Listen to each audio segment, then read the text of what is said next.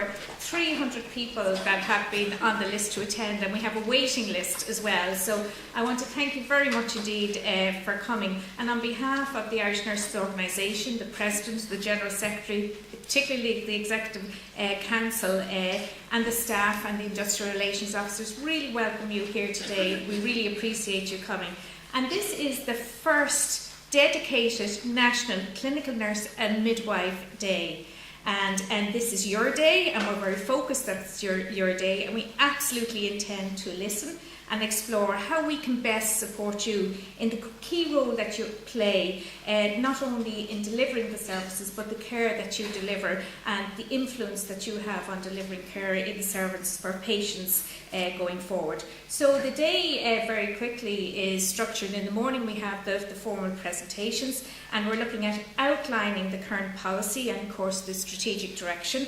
Also, as well, we're looking at, the lessons learned, particularly in relation to the Francis report and what we can learn here in Ireland as well.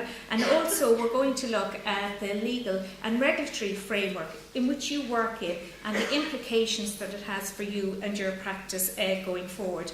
I'm going to introduce the panel each as they get up, but first of all, just so that you know who's sitting here on the panel, I'm going from left to right. Of course, is our President from the Irish Nurses and Midwives Organisation, Claire Mahon, and followed by that is Dr. Siobhan O'Halloran, who is our Chief Nurse, and Dr. Philip Crowley is next, followed by Dr. Peter Carter, and Dr. Alwyn McWeeny is followed on there. And you have the programme in front of you, so I will introduce them.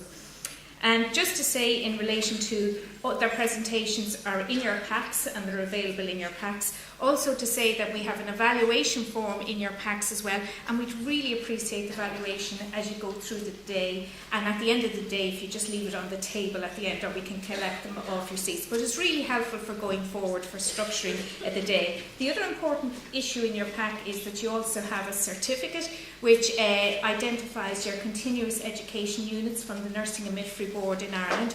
As you know, with the Nurses and Midwives Act, now we're all now required to be collecting our continuous professional development and being able to demonstrate that to the board in the future. And certainly more Pigeon later on in the afternoon will highlight that more for us. Just to say on a practical basis that this session will run until 1 o'clock, and then you're invited for sandwiches in the O'Connell suite, and that's opposite the reception. As you come in, you go to the reception and it's downstairs, and that's where the sandwiches are.